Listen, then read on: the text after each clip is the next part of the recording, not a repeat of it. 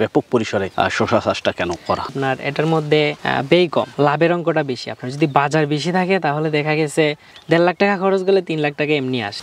এ পর্যন্ত কতবার হারভেস্ট করছে? এ পর্যন্ত আপনার 5বারে মোটামুটি প্রায় 10,000 কেজি এরকম। আসলে কোন সময়টাতে শসা চাষ করার জন্য উপযোগী সময় এবং পরবর্তীতে কি কি পরিচর্যা নেন? যেমন পোকামাকড় থাকতে পারে, রোগ বালাই থাকতে পারে, একটু যদি বিস্তারিত বলেন। শসা আমরা মোটামুটি চাষ করি, সারা বছর চাষ করি। 3.5 ফিট বেড করি। 3.5 ফিট বেড করার পরে ওইগুলো ডবল বেডে মাচা হয়।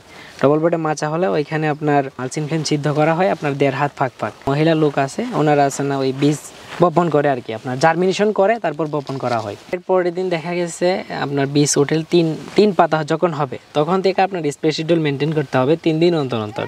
যদি স্পেস শিডিউল একটু মিস হয় তাহলে দেখা গেছে আপনার গাছের মধ্যে ডাউনি রোগ আসবে, এরকম লেখা রোগ আসবে, আপনার এটাকে বলা হচ্ছে লিফ মাইনার। তো এরকম সমস্যা হবে। তারপর পোকার উপদ্রবের জন্য আপনার গাছ উপরের দিকে উঠবে না। সময় মতো আপনার ট্রিটমেন্ট করতে হবে। ট্রিটমেন্ট করলে আপনার ভালো ফলাফল পাওয়া যাবে। কৃষি প্রজেক্ট নিয়ে আপনার পরিকল্পনা কি করতে চান? একটু বড় পরিসরে করতে চাই, আধুনিক সবকিছু ভাবে। দেখা গেছে আপনার শসার মধ্যে এখন 200 শতক আছে। প্রফিট হয় তাহলে হিউজ পরিমাণ প্রফিট হবে। তো আস্তে আস্তে এটা আপনার মানে এগিয়ে যাওয়ার সম্ভাবনা থাকবে।